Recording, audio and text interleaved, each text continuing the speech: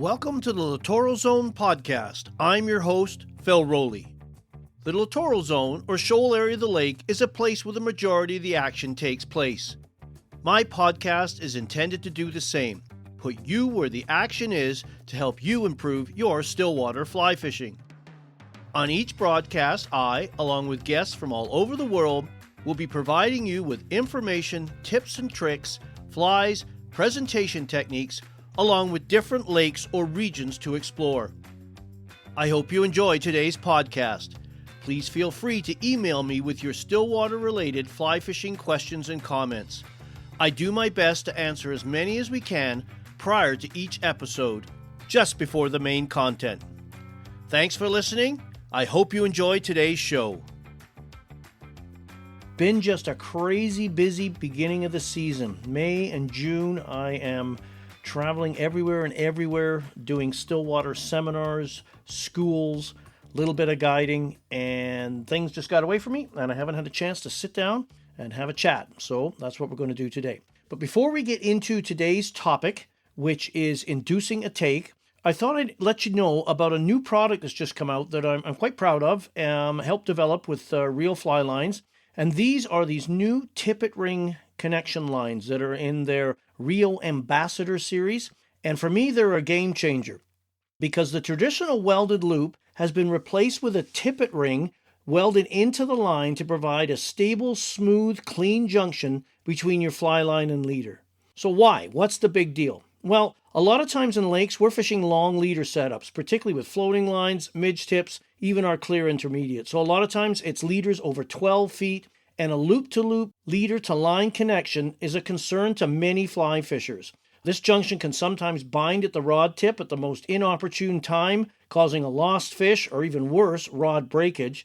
And I know many seasoned anglers who remove the welded loop and use other line-to-leader connections such as nail knots, micro loops, or complex epoxy splices. Of course, as a RIO ambassador, it's probably not a good thing to be lopping off welded loops all the time. So I was looking for a solution that could replace the welded loop and eliminate a lot of the concerns anglers have out there about welded loops for something else. And so what we ended up doing, as I talked about earlier, is we've welded in a tippet ring. So the lines this applies to is basically any fly line that you're going to be in a stillwater situation and face with a long leader connection. So it's available in both 6 and 7 weights on the Elite Stillwater Floater, which again, a line I helped design for casting long leaders and complex indicator rigs. All versions of the Premier Midge tip, and these include both the 3-foot and 6-foot tips in both the hover and the original clear intermediate tip. So the hover tip sinks at 1 inch per second. That clear intermediate tip sinks at 1.5 inches per second. An excellent Stillwater line, very undervalued, but one you should consider adding to your kit bag in at least one of the versions, or if you're like me, you've got all 4. And then the Premier Aqualux, which is your clear intermediate that is a very versatile line for all Stillwater applications, casting and retrieving, paddling around and trolling if you like. Wide range of uses for this line, very, very versatile. So the benefits, well, because there's no welded loop to jam up at the rod tip, the line and leader pass effortlessly through the guides. You're going to reduce fish loss due to that loop-to-loop connection jamming at the rod tips. When stripping the line in with a long leader setup or feeding it through the guides when you're starting to cast, it goes through seamlessly. It doesn't jam. So when you're fighting a fish with a 15, 18, 20, 25 plus foot leader, and we do that at times, they come right into the guides. There's no issues of things binding up, and if the fish bolts and streaks off again, that line and leader connection is going to zip through the guides really, really seamlessly and effortlessly. It really helps with line changes, on the water line changes, where you can reel that leader and line connection back into the guides, and simply, I use a wooden clothes peg, and I peg the leader against the blank, carefully of course, so it doesn't slide back out through the guides. Then I just use my nippers and I cut the connection between the tippet ring and the leader. I change my spool or my reel. I then pull off the end of it, and then I use a clinch knot, which is all you need to do to connect your leader with this system, to the tippet ring, trim off any waste, a couple of false casts, and you've got that rod threaded again. So whether you're in a boat, a float tube, or a pontoon boat, You're in that seated position. It's not easy to stand up and thread a rod or pass the rod onto your swim fins if you're in a float tube or a pontoon boat. This makes the whole connection, the whole sort of operation rather, really, really easy, because the challenge has always been with any on-the-water line change, how do you thread the rod without running risk of breaking the rod or losing it over the side? And of course, if it's hard to do, chances are you're not going to do it, and you may miss out on a great opportunity because a line change was the right order of the day. So take a look. RIO Ambassador lines. My buddies are teasing me. You'll see my face on the cover. I apologize for that. But you can get them specifically at any of your RIO fly dealers, or you can get them online through mine and Brian Chan's Stillwater Fly Fishing Store, stillwaterflyfishingstore.com, and you can pick them up there. So I urge you to give them a look. They're not going to replace everything, but man, if you're using long leaders, I've been experimenting with the lines for 2 years before they became available to everyone, and I can't say enough good things about them. So check them out, and I think they'll help your stillwater fly fishing. Let's get into today's subject, inducing a take. Today I'm going to talk to you about retrieves and presentation techniques that I use that help me catch fish.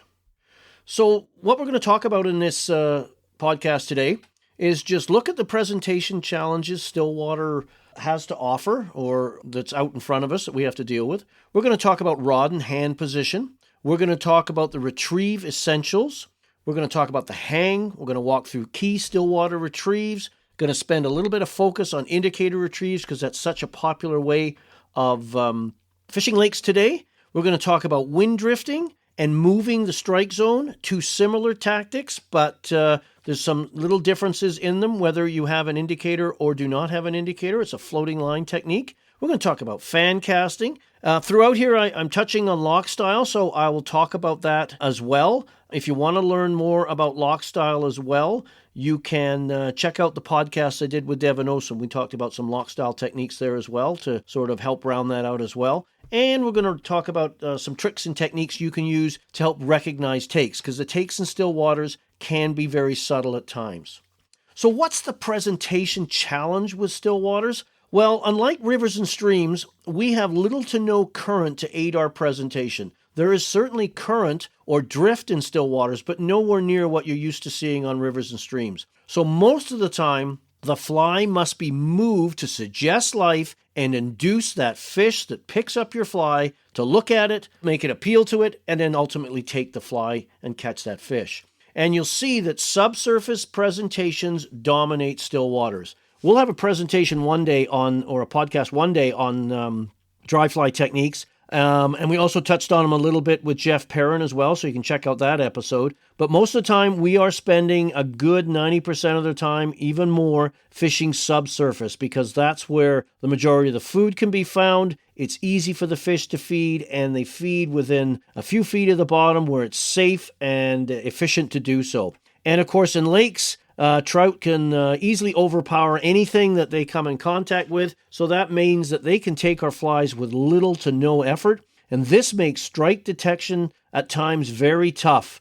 It's very difficult to discern whether you have a fish has taken your flies or not, and the whole key to being successful is your ability to manipulate the fly once it's sunk to depth and you're starting to move it back. You're going to try and do everything you can to make it as enticing as possible. Well, the first part of that is getting your rod in the right position. I see this a lot of times with people that attend my Stillwater schools, my hosted trips, or I guide on my local waters, is getting them used to getting their rods in the right position. So the purpose of this is making sure as soon as the fly lands, we're doing all we can to eliminate all slack we have for subsurface presentations. We want to have that rod positioned in such a way that we have the most direct contact between ourselves and our fly so we don't miss any takes or we can recognize them. So when we are fishing, we want to lower that rod to the surface, or in the case of sinking lines, I'm going to stab that water into the first, second, or third guide if necessary to make sure I have that direct contact. Again, it's critical to remain in contact with your flies throughout your entire presentation. And once you recognize a take, whether you feel it or see it, your strikes must be swift and immediate Because remember, we're not fishing bait. We are fishing a fly that typically, as soon as a fish puts in its mouth, realizes it's not food and is going to expel it with unbelievable speed and efficiency. So we need to, again, be quick on the draw to get that fly into the fish's mouth so we can fight it, land it, admire it, and release it for another day. The only time I would probably have my rod a little higher positioned on a lake when fishing floating lines would be in the case of fishing dry flies. Now, most times when we're fishing, well, all the time, the rest of the time we're fishing surface presentations with weighted nymphs, a technique we typically call the naked technique, or with strike indicators, we want to have that rod tip. Typically mine is within 3 to 4 inches, even less, of the surface. So again, once I recognize that take by seeing that indicator move that tells me a fish has taken my fly, as soon as I raise the rod, I'm immediately applying pressure to that fly and getting that hook embedded into the fish's mouth. Now, with dry flies, you've got to wait a little bit of time, a 2 count, or if you're in the Commonwealth, we used to say God save the Queen, or I guess it's God save the King now, some delay to allow the fish to come up, take the fly, and hit them on the way down. Typically, when we see a fish come to the surface, we see that commotion right away and we react. And particularly in lakes, we react because we're so used to striking quickly that this actually gets in the way. So if you raise your rod up off the surface, maybe a foot or so, that's going to create a little bit of slack at the tip, which is just enough when you go to raise the rod, if you're quick on the draw, that you've got to absorb that slack, and that's going to put a little delay into your set and allow the fish to come over top of the fly, and you're going to get that hook set you need when they're taking dries or emergers. But the rest of the time, that rod tip with floating lines is just above the surface, or with sinking lines stabbed right into the surface. The next thing we want to do is make sure we have our hands in the correct position. So as soon as that fly, line, leader, and fly hit the water, we want to get that fly line into the forefinger, thumb and forefinger of our rod hand, or pinched against the cork using typically I use my forefinger. And so we're ready to retrieve the fly and we're ready to set. Your hand position is critical to the retrieves we use in still waters. And it's also essential when you're fighting fish. Because the forefinger, when you get that fish on, is your primary drag system. You are going to pinch that line against the cork of your rod and apply or release pressure as the fish dictates. Typically, if you're wanting to strip that fish in, you're going to pull the line, and this is critical when fighting a fish, pull the line from behind the rod hand. You never want to sort of reach over in front of your rod hand, grab the line, pull it back into your forefinger and reach up again and grab over. You always want to pull line from behind the rod hand as your forefinger is controlling it. If the fish runs, you relax the pressure and allow that line to slide through your forefinger. And when it's time to strip fish in, you're going to apply more pressure and then strip the line from behind your hand. Never reach over top. And there's always this discussion as to whether or not you should put the fish on the reel. And a lot of times it's situationally dependent. Personally, I try to put fish on the reel whenever possible. I use my pinky finger of my rod hand, so I've got my forefinger governing that line tension, but I've got my pinky finger extended, and I kind of hook the line in there between my pinky finger and my ring finger, and I just apply a little bit of pressure and then reel the line in through the pinky and ring finger so it gets placed on the reel nice and even and tight. So if a fish suddenly surges again, the reel's not going to overspin or bird's nest. And the reason I like to put fish on the reel is, well, for a couple of reasons. First of all, whenever you're in a float tube, a pontoon boat, or a boat, there's so many things that fly line loves to catch on. You swear that fly line has little millipede feet and runs into the cracks and crevices around buckles and Velcro. And of course, that little snag up could cost you a fish. The second reason is it's just practice. If you think of other sports where you constantly practice through a series of drills or different skills you do and you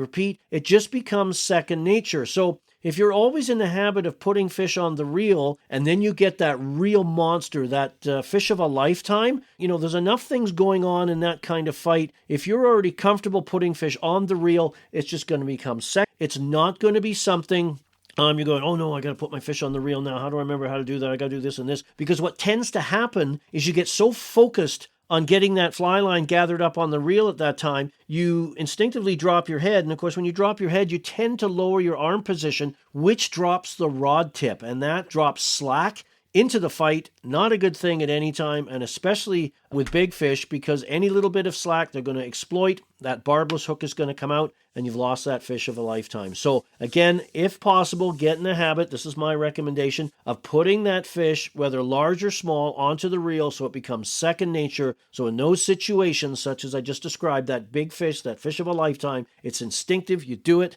and you can focus on fighting that fish and getting it in and making that memory.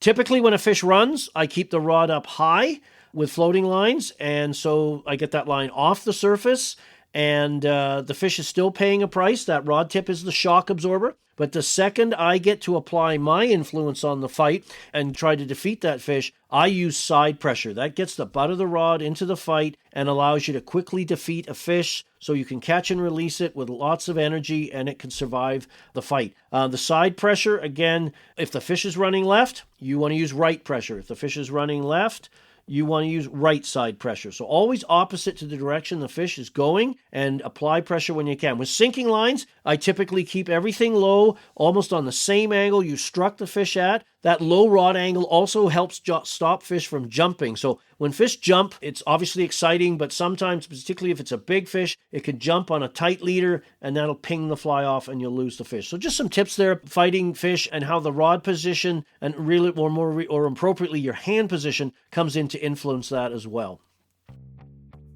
Waters West Fly Fishing Outfitters is your go-to resource for swung fly techniques, two-handed casting, and anadromous fish.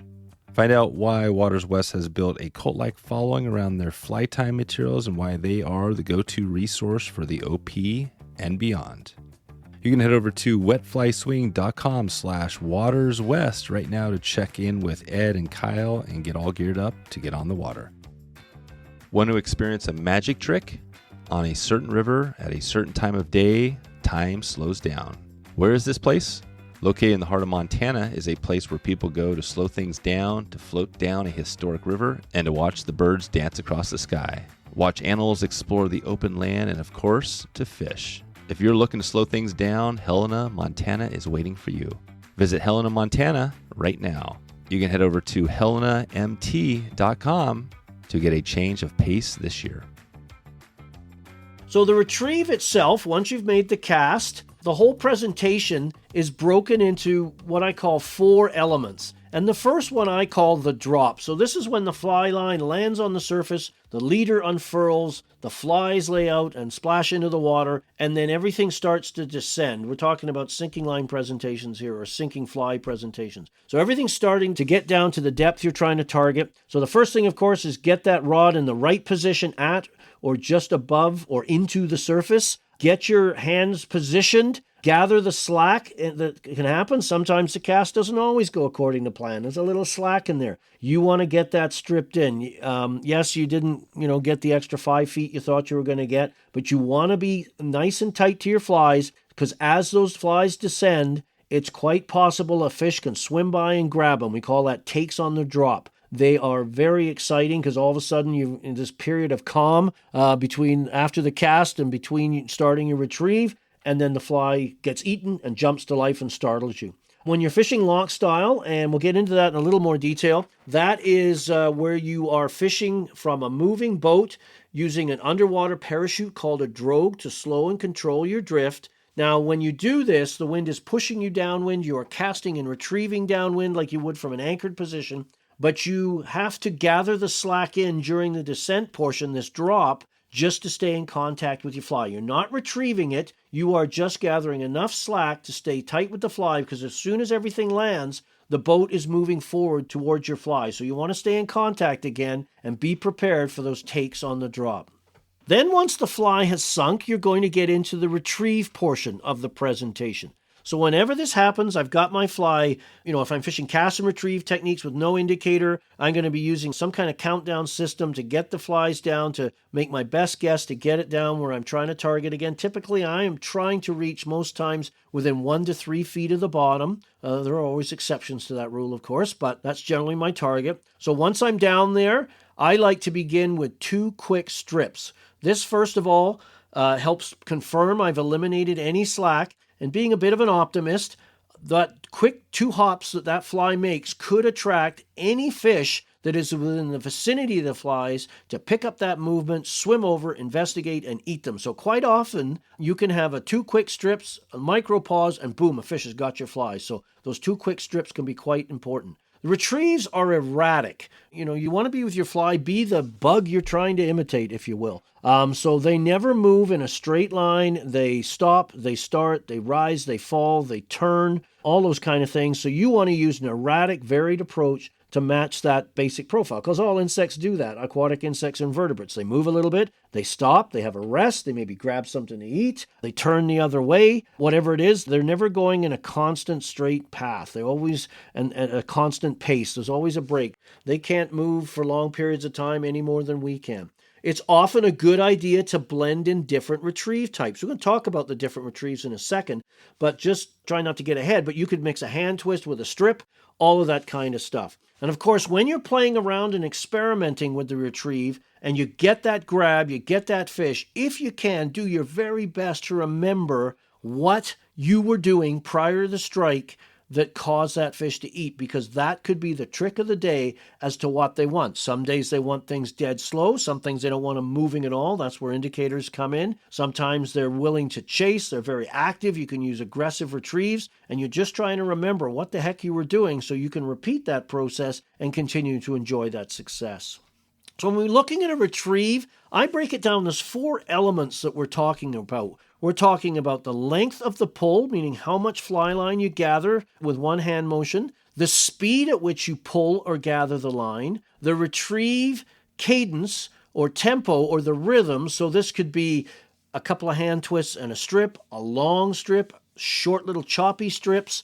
And that's your cadence, sort of, 2 of this and 3 of that and 1 of this and a long this and a slow that, all of that kind of stuff. And then also very, very important throughout this is the pause. This is when you actually stop the fly for a second, a millisecond, a period of time, and the fly stops. And quite often fish are attracted to the motion. Remember, stillwater trout in particular, big eyeballs, a sight feeder, they are attracted to movement. They'll latch on, track your fly down, and when it stops, that's when they have what I call a predatory advantage to jump on or pounce on your flies. So takes typically occur as the flies pause or just as you start up again. The fish slams into it or grabs it or takes it, and fight is on, and you're enjoying this great sport. So think about those things: the length of the pull, the speed of the pull, the retrieve cadence or rhythm you're using, and that all-important pause. That's what every retrieve is made up to.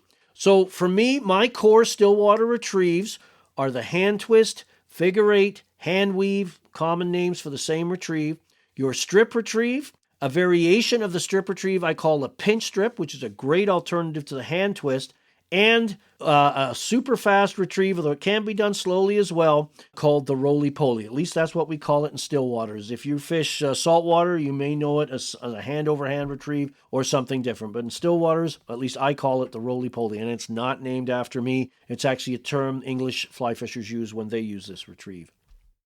So the hand twist is the cornerstone retrieve for any stillwater angler. It's sort of one that you should know. It is a busy retrieve because you are using your hand and your fingers and you're twisting. We're naturally impatient, so this sort of busy action helps keep that impatience at bay. We think we're doing a lot of things, but we're not moving the fly very much. We are moving it erratically. We can integrate pauses. We can use different fingers in the retrieve. So basically a hand twist, and it's obviously a lot easier to see this than have me talk about it. But once you cast, again, you've put that line in between your thumb and forefinger of your rod hand or pinched it against the cork, whatever works best for you or is most comfortable. You're going to come up with the thumb and finger of your retrieve hand. And in my case, as a right-handed caster, it's my left hand. I come up, and right behind that thumb and forefinger I like to pinch and hold the line with, I take a length of line, I pull on it by opening my palm and hooking my pinky with it and pulling the line towards me or my chest with the pinky. And once I've made that pull, I can't pull anymore. I have to re-grip by pinching up and re-grabbing with my pinky. So your hand is doing this sort of figure 8 or weave or twist motion to bring the fly in. So again, remembering we can vary the length of a pull in the retrieve, I can use my pinky to pull the line in. I could use my ring finger, and I can use my middle finger. Of course, with each finger you use, you're altering the length. So a pinky might have, with my hands, might be a 2.5 to 3 inch pull of line. My ring finger might be 1.5 inch pull, and my middle finger might only be 1 inch or 1/2 inch. And to be honest, when I'm fishing flies very slowly, such as fishing chironomids, I use a hand twist and pull the line in using my middle finger, and I do it incredibly slow. So again, this hand twist, figure eight, or hand weave retrieve is a cornerstone retrieve. It's one, as a stillwater fly fisher, we should all be familiar with, and so versatile. You can imitate everything from bait fish to chironomids. With this retrieve, you can go quite fast in your tempo, medium paced, extremely slow. You can add a little chop to the hand motions if you like to increase the erraticness of it, if that's the right word. If there is a word called erraticness, I'm not sure. But anyway, that is the hand twist, a really important retrieve to get to know with stillwater fly fishing. The next retrieve is your strip retrieve. And literally, as the name implies, you literally, again, from behind your rod hand, I use my thumb and forefinger to grab the line and pull or strip the fly back towards me. And the strip retrieves, the strips themselves can be long and slow, long and fast, medium, 4 to 6 inch. They can be short little 1 inch pulls. This is a common retrieve for water boatmen and backswimmers. Scuds, a long, slow pull, could also imitate a scud, a leech, a swimming bait fish that glides and then pauses. So the strip retrieve, I think most of us are pretty familiar with this from other forms of fly fishing as well. The only danger with a strip retrieve in a lake is you can go very fast. Remember, most of our food sources, in fact, all of our food sources in lakes, are not Olympic athletes. They do not have rocket pats attached to their back, so they don't move very fast. And the temptation with a strip retrieve is you end up going too fast and you just can't garner any interest from the trout. So just be cautious with the strip retrieve that you don't do it too fast. A variation of the strip retrieve I like to use sometimes, and I recommend for people who are having trouble with the hand twist retrieve, is a pinch strip. So what I do with this retrieve that's a little different is, again, I've got my line between my thumb and forefinger or pinched against the cork with my rod hand. I take my retrieve hand and I touch my pinky finger, my ring finger, and my middle finger to the backside of my fingers of my rod hand, and I don't let them come apart. It's almost like they've been fused together. And this allows me to reach up with my thumb and forefinger and pinch a short length of line and strip it back. And it's a self-governing retrieve because as long as you do not let your hands come apart, you cannot go fast with this retrieve. Nice and slow, super easy to master, a lot less complicated than a hand twist. So if you're struggling with getting your hand movements correct with the hand twist, this pinch strip is a great retrieve. It's also a good retrieve on a cold day because the one thing about a hand twist, because all of your fingers are touching a line when it's wet and you got a little bit of breeze, that evaporation can cool your hands and draw the blood out of them and you start to get cold. So this is a pinch strip you can do with fingerless mitts and it works quite well, and you just can't go fast so long as you never let your hands come apart. That's the pinch strip. And of course, the roly-poly. What's that? Well, that's the only retrieve I use where I don't retrieve the line from behind my rod hand. This is the kind of retrieve I like to use when I really want to turbocharge something, such as when I'm fishing attractors, flies, or techniques intended to trigger a reaction as opposed to imitate a particular food source. We are using a combination of gaudy flies and fast-paced retrieves to get the fish to take the fly. And this fly, this retrieve rather, you can really go fast. And how we do this is I take the rod and I put it under the armpit or pinch it, tuck it under my arm of my casting hand and tuck it in there and use my upper arm to hold it and pinch it against my body. And then I have both hands free with the rod tip again, still pointed at the surface, to grab that line in a hand over hand motion, left over right, right over left. I always say like you were milking a cow and going hand over hand and just gathering line. You can rip a fly in at an incredible pace with this, but you can also go quite slow. Those hand movements do not have to be rapier fast. You can go slow, you can put your pauses in. And again, like the pinch strip, it's not a bad retrieve on a cool day, cold day, because again, your hands, you can wear those fingerless gloves or nitrile gloves, and you're not going to get that evaporation on your hands as much as you do with a hand twist, where they're constantly touching that line, getting wet, staying wet, and getting cool. So again, those are the 4 retrieves I use. I use a hand twist, the strip retrieve, the pinch strip, and the roly-poly. And of those 4, I use the hand twist for the majority of my presentations because it's such a versatile retrieve that you can fish fast, slow, make long pulls, medium pulls, short pulls. And again, it's a busy retrieve. You feel like you're doing a lot of moving, and it keeps that sort of impatient nature at bay while moving the flies at that natural, erratic pace that we're looking for to induce a take. So I thought I'd take a second as well to talk about indicator retrieves a little bit.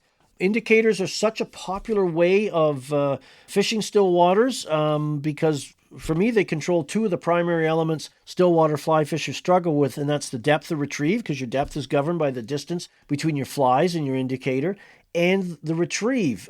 We generally go too fast, so because the indicator doesn't allow the flies to sink to the bottom, we can fish static, and we can fish with a little bit of motion, and we can fish a fly quite brisk under indicator. So very versatile, and let's be honest, it's just plain old fun to watch that little indicator disappear beneath the surface, because that signifies one and only thing most of the times.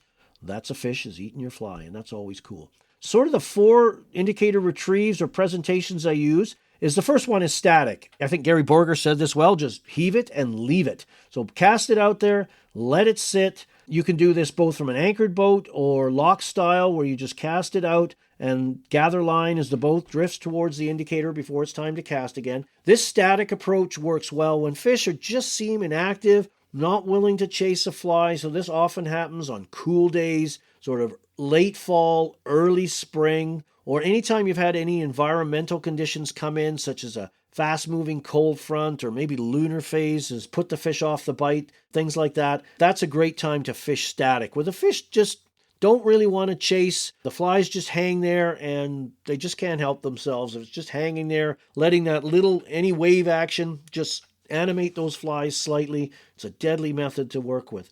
Then you can certainly use your hand twist or pinch strip retrieves, which I talk about. So this is a great approach to cover water. Those flies land and settle a distance away from you, and then you slowly hand twist or pinch strip the line back towards you until it's time to cast again, and from where the flies land until you have to pick up and cast again, you have covered that water with your flies in the hopes of running across a fish or 2.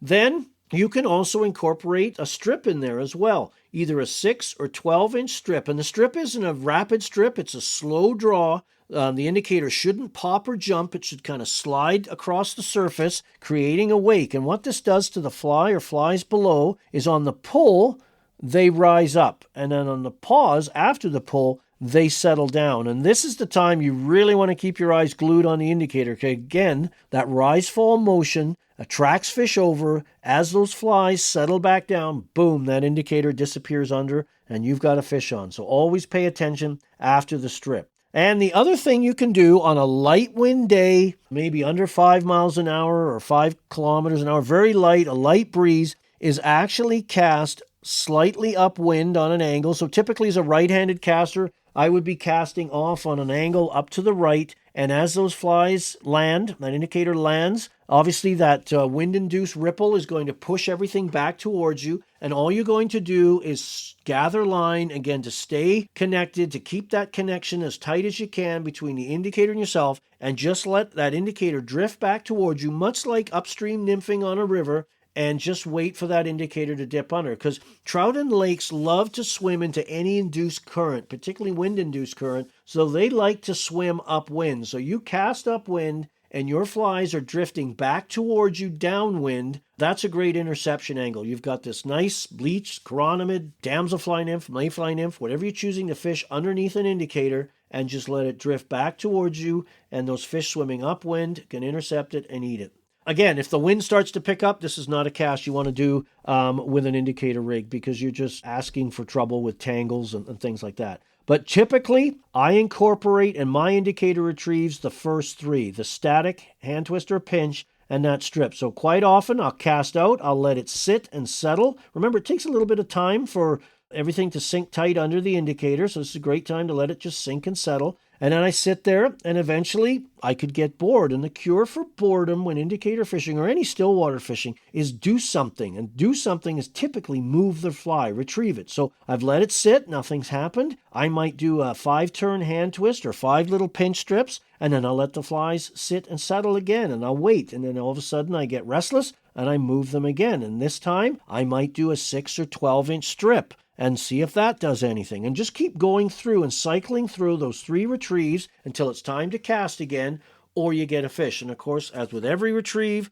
the moment you get a fish, once you've released it and enjoyed the fish and sort of captured that memory, perhaps with your iPhone or a camera or in your mind's eye, think about what you were doing and what you did to trigger the fish, and that may be the key for the day. So always pay attention to what you did just prior to catching that fish, because that could be the key to success. So after the retrieve, we've had the drop, we've retrieved the flies back. Now the flies start to upswing a bit. They come back up towards you, not with indicators, but with any cast and retrieve technique. So this is the latter part of the retrieve. The fly line starts to come back up towards you, or if you're fishing a long leader floating line, it starts to swing up towards you. And it's this slight change in retrieve angle that fish can often induce a take as well. So this is important as well, and it sets up arguably the most important part of the retrieve process when using cast and retrieve techniques, and that's the final element, the hang. So what the hang is we are using this technique to induce a fish that's following the fly to take it. Now, if you've ever fished lakes before or fished any kind of body of water where you cast and strip flies back, at the end of the retrieve, of course, okay, the retrieve's over. We naturally want to raise that rod up, get that fly and fly line moving, get into the cast, make that cast, and get the flies out of there. So once you raise the rod,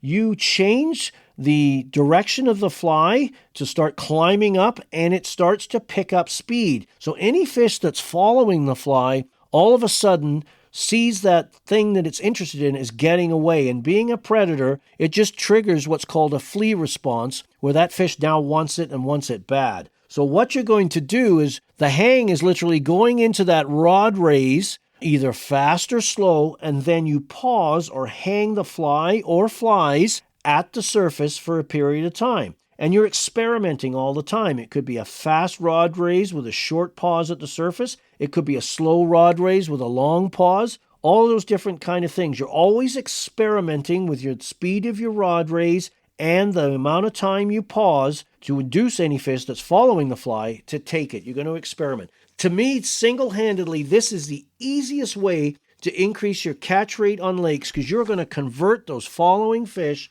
into taking fish. And I've got to tell you, it is very exciting because it's typically quite visual. You see your flies come up near the surface or just at the surface, they hang there, and all of a sudden this fish comes up out of the gloom, grabs the flies, turns on them, and takes them going down. And as soon as that fish turns down, you want to set that hook and take it. It's a blast. It's incredibly visual. And again, it really engages you throughout, again, with the process. You're not sort of switching off a little bit as you go into your cast. This is probably a time you want to focus most often. So experiment with that rod raise and that pause.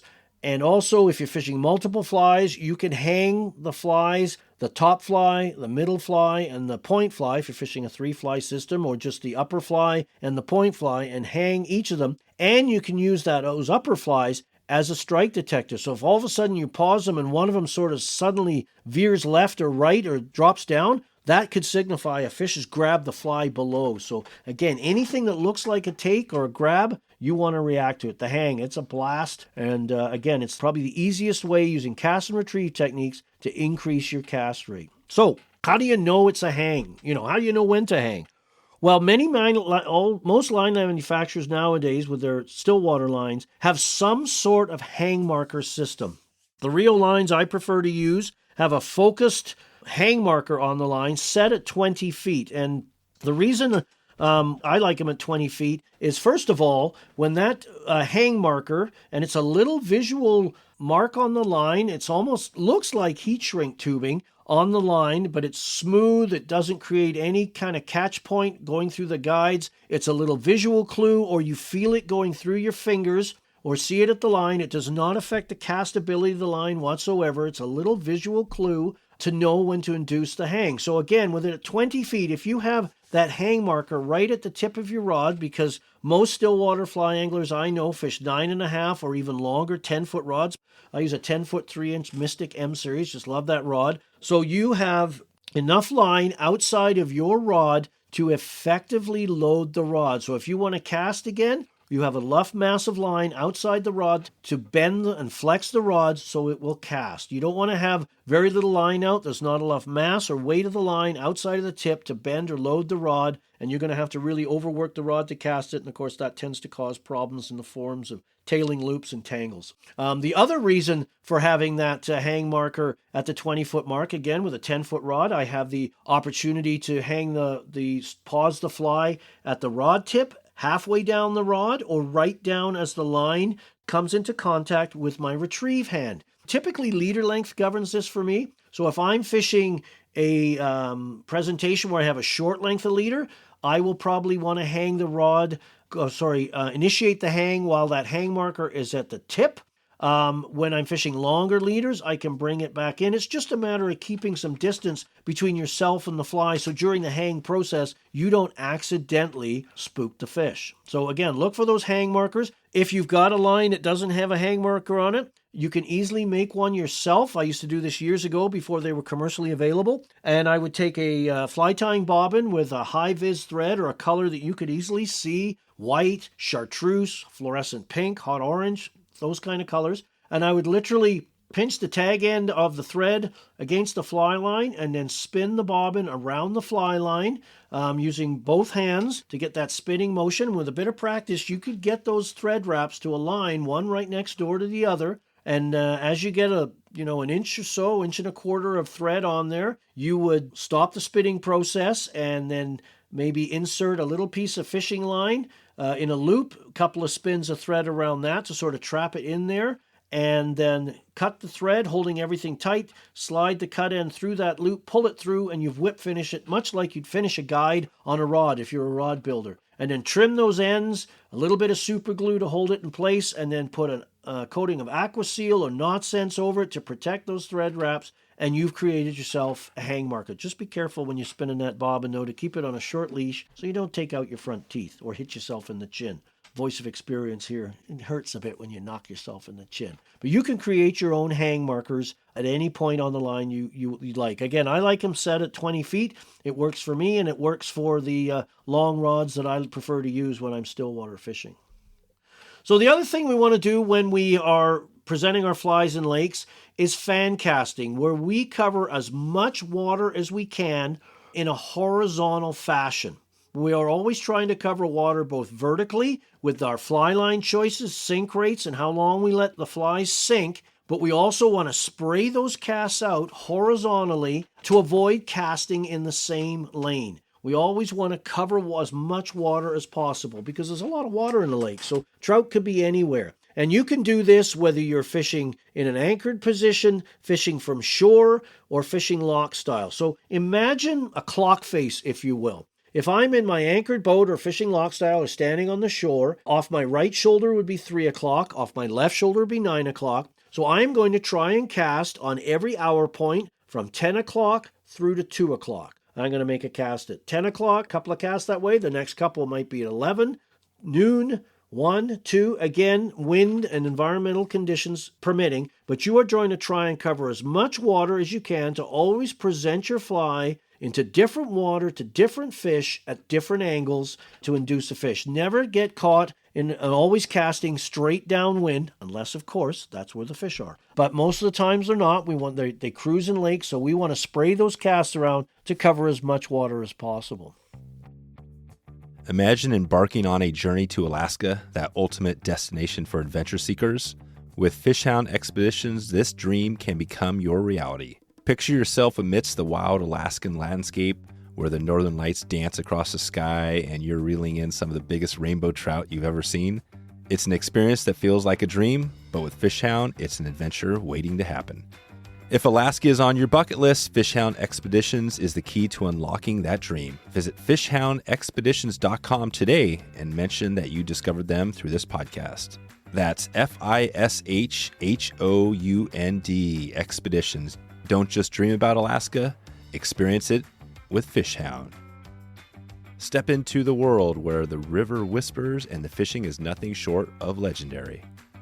This year, I ventured into the heart of eastern Idaho's Yellowstone Teton territory where the fish were larger than life and the waters held the secrets of the best fly fishing out west. Yellowstone Teton territory is not just a location, it's a gateway to adventures that will etch themselves into your memory. With crystal clear rivers like the Henry's Fork and the South Fork of the Snake, and enough lakes to keep you going all year long, make your way to Yellowstone Teton territory and embark on a journey to one of North America's finest fly fishing destinations. Whether you're planning your trip now or just dreaming it up, the YTT is where those dreams turn into reality. Remember, Yellowstone Teton territory. That's Teton, Teton. It's time to experience eastern Idaho for yourself and support this podcast at the same time. Let's talk about floating line presentations right now. Most times when people are fishing indicators in particular, they just cast straight downwind and just sort of wait for everything to happen. So again, thinking about covering as much water as possible, I just talked about previously about fan casting. We need to do the same when we're fishing floating line presentations, whether we're fishing with an indicator or without an indicator. So what we're doing with floating line presentations is using that wind-induced current to help fish and move the fly for us. So when we're doing this without indicators, so we're casting out with longer leaders, weighted fly or flies, I call that wind drifting, where I let the wind drift and swing the fly around, much like swinging a wet fly on a river to cover water. When I'm fishing it with an indicator, I call it moving the strike zone. So what's the difference between these two? Well, typically we are going to be fishing these methods from an anchored position. You can do it from shore, because that's really anchored, because you're not moving at all. Or you can do it loch style, where you are drifting, you're going to make a cast downwind. I typically, because I'm a right-handed caster, always like to do it to the left-hand side. So if I somehow lose control of my cast, any wind is going to blow it down and away from me and not into me, and get all tangled up with myself, or worse, put a fly a place it shouldn't be. And then I'm going to cast it out, and I'm just going to let that wind swing the flies around. So the one thing we want to do is not have a big C, I call it the dreaded C, form in the fly line. I want to cast it out and be able to control my line so it drifts as straight as possible downwind, and in the case of an indicator, swing straight downwind and bring it back. So this is again where long fly rods come into play, because we actually use river and stream techniques. I often use reach cast and aerial mend to position the fly line above where the fly lines are, above, slightly above the indicator, so it swings around on a straight line. Or I mend. Now a mend in lakes is not a wrist flick. It is a slow, deliberate motion. It is a vertical rod raise up off the water to lift the line you want to correct. And like an upside down L, then you draw horizontally upwind and lay the line down delicately. The goal is not to move the tip of the fly line or the indicator to negatively impact the drift of your fly. Okay? And when you're mending on lakes, it is mend a little, mend often. Don't wait for a lot of line to form that dreaded C. As soon as you start to see the line not drifting in the manner in which you will want, correct it. That's what you do. You correct or mend the line. The analogy I use is much like teaching a dog to walk on a leash. It's lots of short little corrections. It's not waiting for that dog to get way off course and have to use a large correction, a large yank on the leash, if you will, to get that dog back where you want it. So the difference between these two, it just depends, wind drifting versus moving the strike zone, it just depends on whether you're using indicators or not. When you are using long leaders and weighted flies, part of that process is using a countdown method. You literally count the flies down, you experiment with your sink time to get your flies down to where the fish are. So depending on the wind speed, that countdown could occur at some point during the drift. And when it does, then you're going to start and initiate your retrieve. Otherwise, the flies are going to sink below their fish, or in worst case scenario, they're going to drift down and land on the bottom. With a strike indicator, I call it moving the strike zone, because the indicator doesn't allow the flies to sink down below the fish. The depth remains constant. So moving the strike zone is literally letting that little strike zone, that little zone around the fly, move through the water. I use an analogy when doing presentations and demonstrations, and if there was a 10-foot circle of visibility around the fly and you could move it, you simply cover more water, catch more fish. So what I like to do is imagine there's 10 feet of visibility around your fly. If you cast that straight downwind, fish has to, in theory, come within 10 feet of your fly to see it, like it, and eat it. But if you could take that little 10-foot circle and move it through a large area, cover more water, catch more fish. So imagine if I made a cast and allowed it to drift 30 feet downwind till it swings below me and then retrieve it back up towards me to cast again another 30 feet. 30 plus 30 is 60 times 10 circular feet around the fly is 600 circular feet.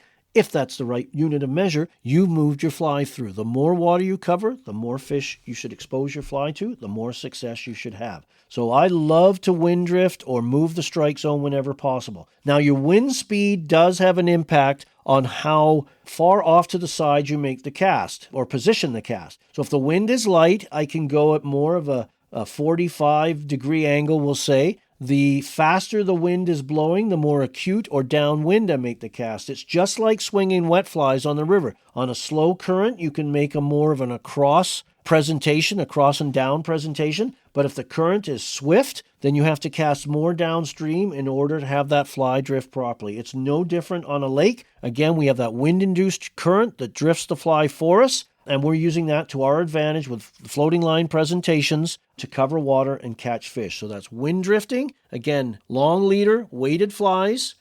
You let the flies drift down. At a certain point, the flies, you're going to count them down. You're going to have to move them or they're going to hang up. That's wind drifting. If you're using indicators, I call it moving the strike zone because you can allow those flies to swing right down below you and retrieve them back because the indicator stops those flies from hanging up on the bottom. So a deadly technique to use whenever you're stillwater fishing using floating lines or midge tips for that matter. So sinking lines, just a couple of things. Again, remember to stab that rod tip into the surface to stay in contact with your flies because with sinking lines, we feel the takes. We don't have any visual clues like an indicator of movement of a fly line in the case of floating lines. Remember to count your flies down. All sinking line presentations, we experiment with our different sink times to get our flies down to the fish where they are for any particular day or portion of the day and keep our flies there as long as we can so we can catch them.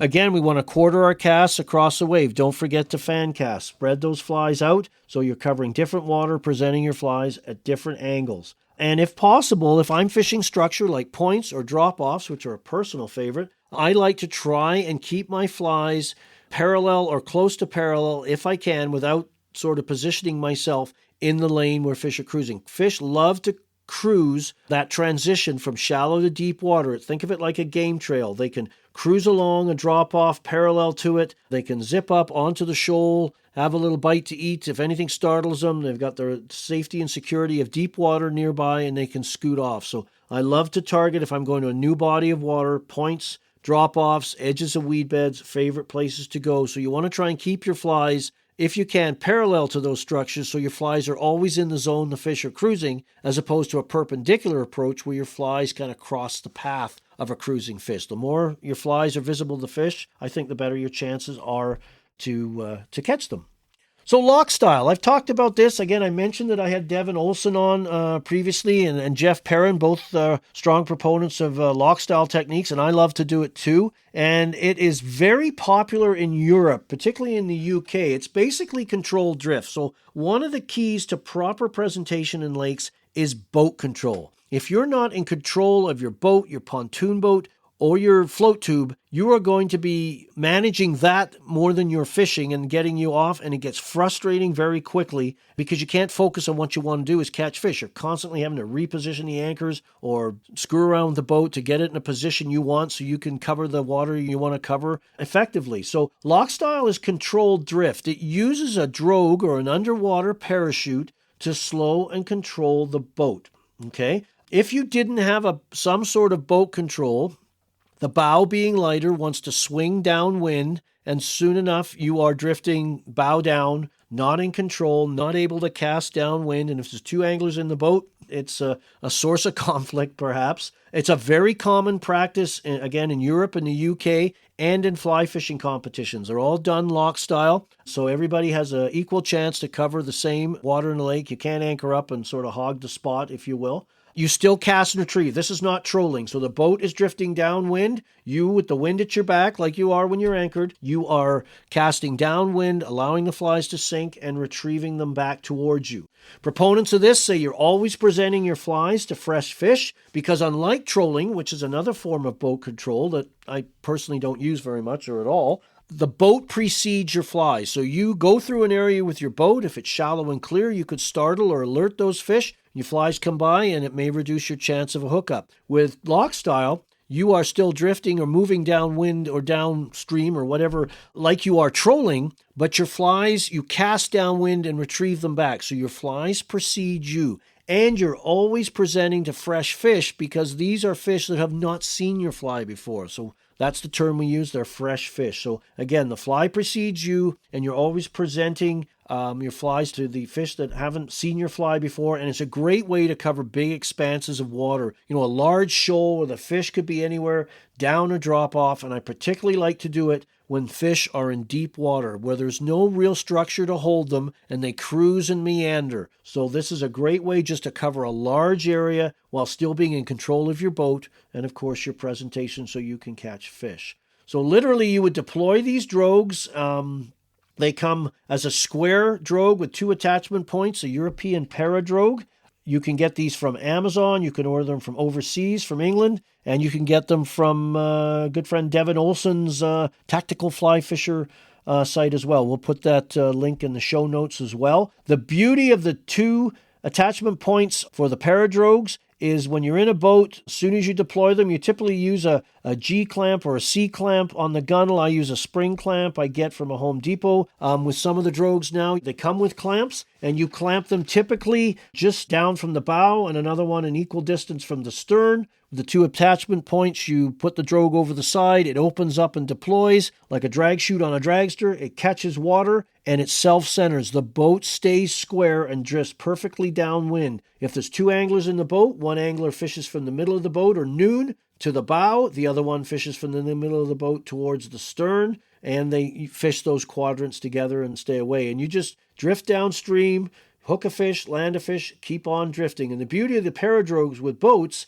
is when you're finished your drift and you want to take that wide circle around and go do it again because you never want to motor back up through what you drifted, especially if you caught fish there because you could put them off. You don't have to recover the drogue. You can just let it swing down, and if you take a nice big gentle open turn, that drogue will trail behind you and not get in the way of any electric or gas motor. If you take sharp turns and start doing slalom courses, you can get that drogue into a bit of trouble. The other kind of drogue we use is a conical drogue, often called a sea anchor. This has a single attachment point, and when you use it on boats, you have to find that balance point, if you will, where you put the clamp. So when you attach that conical drogue, looks like an ice cream cone, if you will, with a single rope to attach it to the boat, where do you balance it so the boat doesn't spin? It drifts square. And that balance point will be impacted by how many anglers are in the boat, their respective weights, how much gear they got, where they put that. If somebody moves as a gear bag or anglers change position, that could change the balance point. Where I like to use conical or sea-anchored drogues is on my pontoon boats. I literally clamp them on the back. If your pontoon boat has a electric motor mount, I just literally attach it right there, deploy it behind me, and I'm fishing with the drogue behind me. My body and my feet are pointed downwind. I may have to use the odd little bit of corrective oar action or fin action to keep the boat square, but I have the whole expanse of water in front of me to cover. It's just a deadly way to cover a lot of water. Again, always moving downstream, presenting your flies to fresh fish. You're in control of your presentation.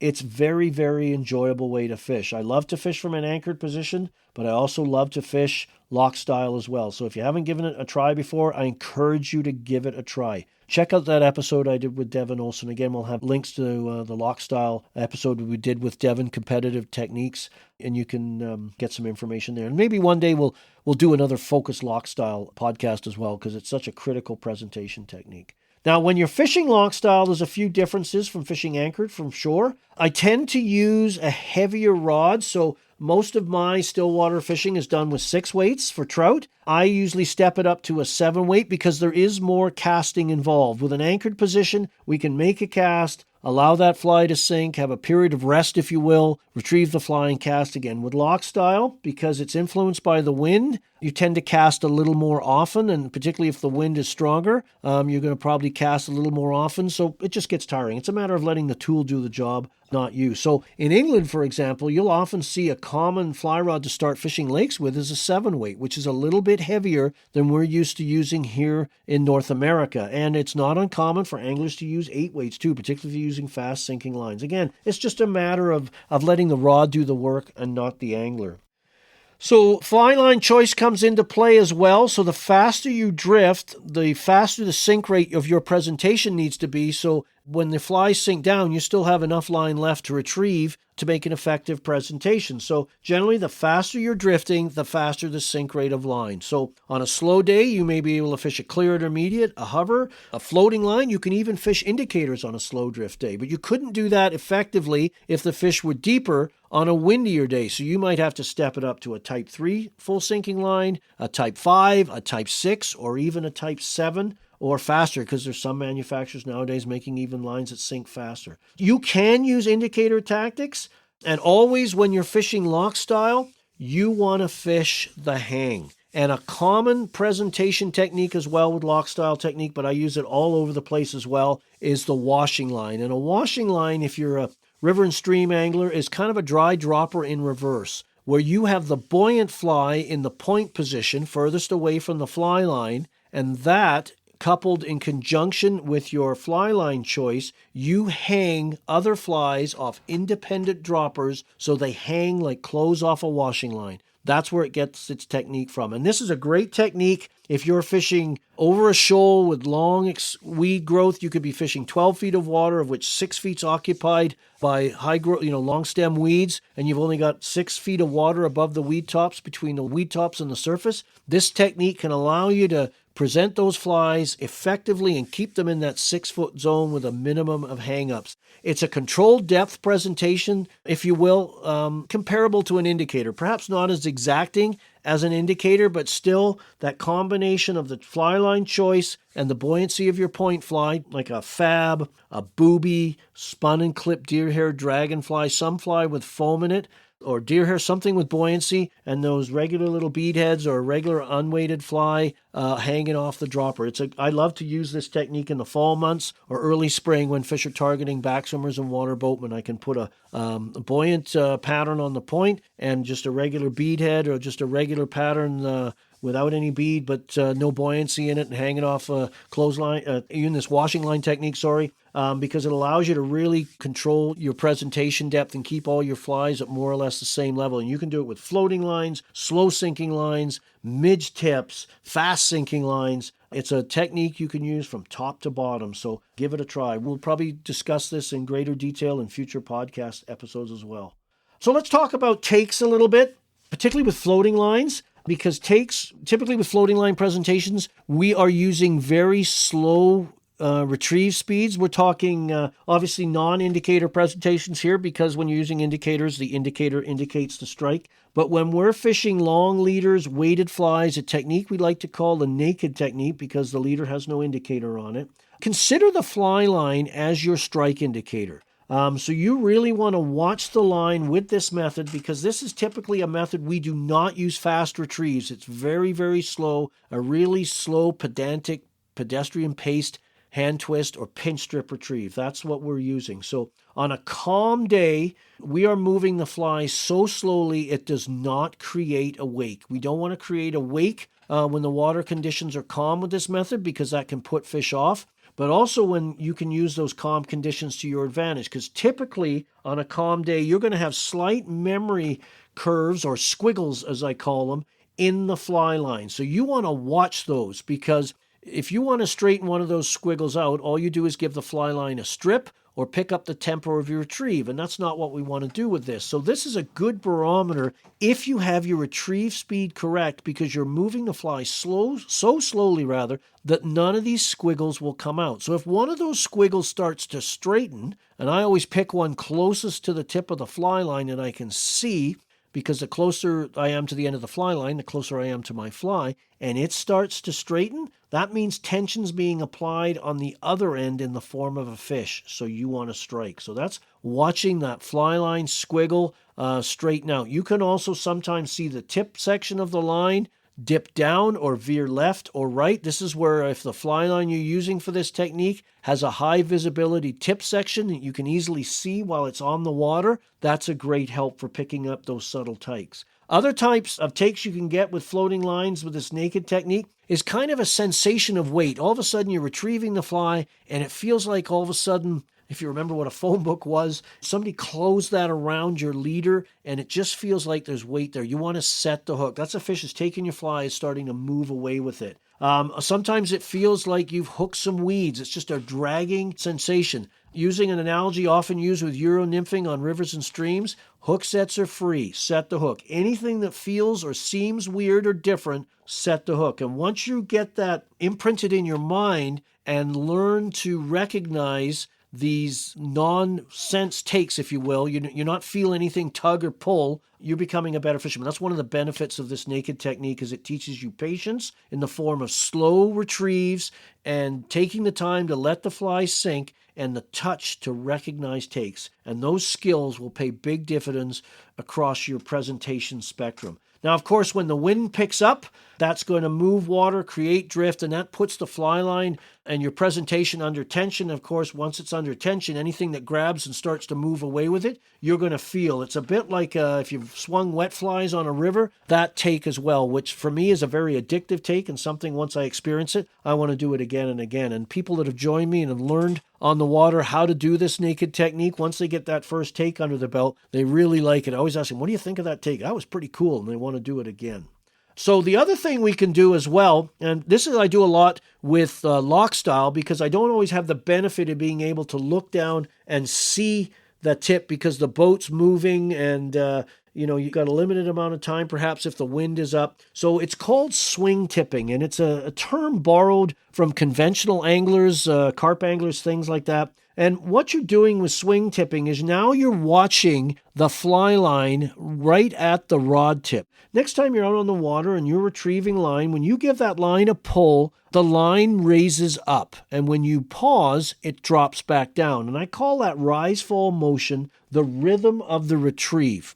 So when you're doing that, you strip the line and it rises up, and then you pause and it drops down, and all of a sudden it jumps back up and you're not retrieving. That's a fish has taken the fly. It's starting to apply tension. So you watch that. If that fly jumps up out of sequence with your retrieve, that's a sign a fish has grabbed your fly. You want to pinch that line against the cork, raise the rod tip if it's a floating line, or get that sweep strike into play and set the hook if you're using sinking lines. So sinking line takes are a little different because you don't have that visual clue of the fly line. So almost all stillwater takes with sinking lines, you feel them. So your rod position is key to helping stay in contact with your fly. Tip in the water, pointed right at the fly in the direction you're retrieving. I don't like to have my fly line come off to the sides of the rod tip because the take could be absorbed. Remember that tip flexes and absorbs takes. It's a shock absorber. It's what it's designed to do. You want to have that straight connection. So when a fish grabs the fly, you just keep stripping. And what happens is that fish grabs the fly, turns on it, and you'll pull that fly right into the corner of the mouth by stripping. You do not want to do a rod raise because you will not be able to apply any pressure to your fly because the sunk line absorbs your strike. There's no line to lift off the surface, so you want to strip set, and oftentimes I will rotate my body slightly from the waist and try to get a side swipe into it too, to get that bend of the rod into the set so you can drive that hook into the fish's mouth and catch the fish. So there you have it. Stillwater presentation techniques, inducing a take. We talked about the presentation challenges in lakes. We don't have the current river and stream anglers do. All of our presentation options pretty well are subsurface, so we've got to learn to recognize those subtle takes and be prepared with how we place our hand in our rod position. Remember, always want to cast. As soon as that fly lands, get that fly line under the rod hand. Either pinch it between your thumb and forefinger or use your forefinger against the cork, whatever works best for you, feels most comfortable. We talked about rod position with floating lines. We want to keep that tip about 2 to 4 inches off the surface. So again, as soon as we recognize that take, whether it's fishing weighted flies, long leaders, the naked technique as I touched on, or a strike indicator, as soon as we pinch and lift, we are immediately applying pressure to that fly. If you have your rod tip 4 feet off the water, you've got to absorb that 4 foot of slack you've put in your line between the rod tip and the water surface before you can exert any pressure on the hook and the fish. It's not going to work very well. So low position. With sinking lines, stabbed into the water, first, second, or even third guide to make sure you have the most direct contact with your flies. We talked about the retrieve essentials. Again, that rod position is key. We talked about all the different elements of the retrieve, the length of the pull, the speed of the pull, the rhythm or cadence you're using with your retrieve, whether that's 2 strips and a pause, a hand twist, a strip and a pause, 2 little chops and a retrieve, choppy little strips, all of that kind of thing. We talked about the pause. That's a critical part as well. That's quite often when your take will come. The fish has been attracted to the moving fly. The fly stops. Now it has a chance to eat it.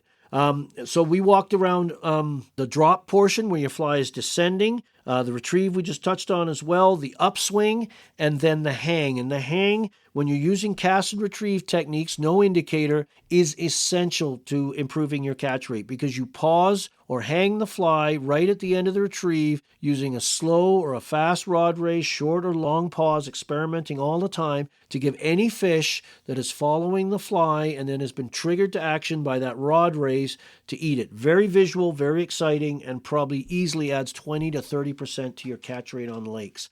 We touched on indicator retrieves as well. We touched on fishing static when fish aren't active, cool water, early spring, late fall. Environmental conditions have put fish off. They just don't seem to want to respond to a retrieved fly. That's when you're going to fish that static technique. You can use a hand twist or a pinch strip to cover water from where the fly and indicator lands until you gather it back to where you have to cast again. You've covered all that distance between the landing point and the pickup point for retrieve.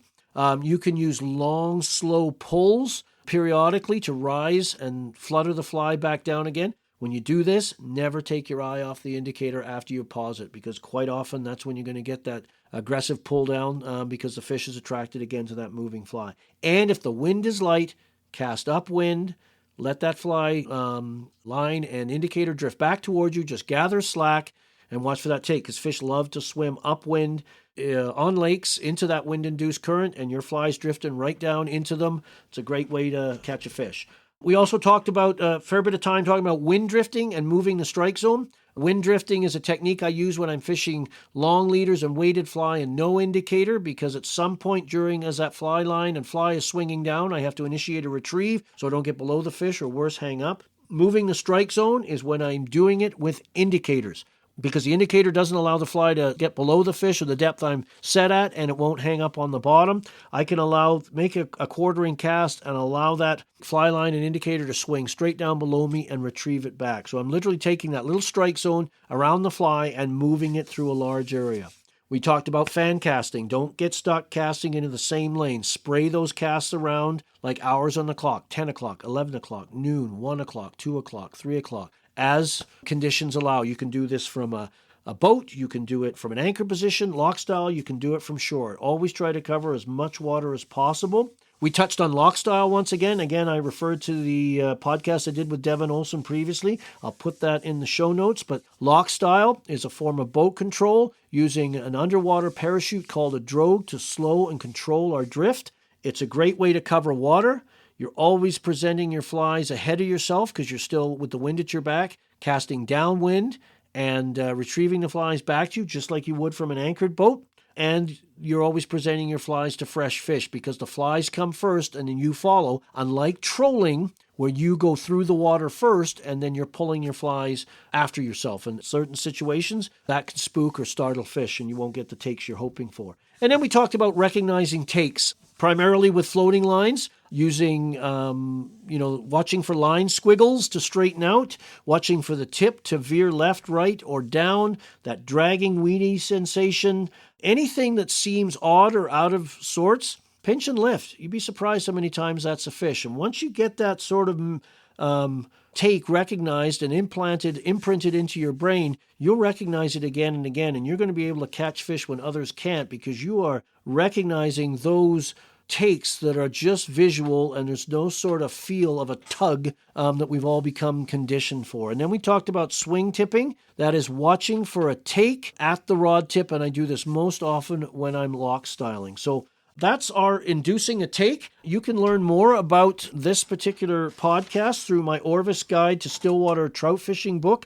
Best place to get that is from mine and Brian's Stillwater Fly Fishing Store at stillwaterflyfishingstore.com. There's a whole chapter pertaining to this, covers retrieves and everything. We also have a chapter that touches on loch style as well. So I hope you enjoyed today's podcast. I hope you can use some of those techniques the next time you're on the water to increase your catch rate. Experiment with them, play with them, make your own signature retrieves. You'd be amazed at how many fish you can catch sometimes when you do that. So I hope you enjoyed it. If you've got any questions at all, please don't hesitate to email me at flycraft@shaw.ca, or you can contact me directly through my website, philrowleyflyfishing.com. While you're there, have a look around. There's lots to see. Entomology section. I've just migrated it over from my old existing site, flycraftangling.com. So now you get to philrowleyflyfishing.com as a place to reach me. And you can also join my newsletter there if you want. It'd be great to have you on board as part of my community. I can stay in touch with you about educational content such as this, trips and schools I'm doing, and other content that you may be interested in. I'm always open to future ideas or subjects for podcasts. So again, if you've got a particular aspect of Stillwater fly fishing that's puzzling you, you'd like to learn more about, don't hesitate to email me and let me know. And if you've got any questions at all, I can feature those in the early part of my podcast in the questions period if I have any. And again, don't forget to check out my new ambassador lines. I think you'll enjoy those. That tippet ring on the floating line, midge tips, and Aqualux lines is, for me, a real game changer. Easy to change lines, passes through the guides seamlessly, easy to thread rods. It's really enjoy it. Been working with those for 2 years. I'm really happy with how they've turned out. And most of all, get out on the water. It's fishing time. It's open season for me up here in Canada. Winter comes earlier than I'd like, so I'm now spending as much time as I can on the water, both personally, through my schools and hosted trips, but I'll still be doing these podcasts. So I look forward to having you join me again. And we'll touch on another aspect of Stillwater fishing where it's just me, like this particular episode, or I'll have other guests on as well, and we'll talk about other aspects of Stillwater fishing. So until next time, get on the water. Thanks for listening, and we'll talk to you soon.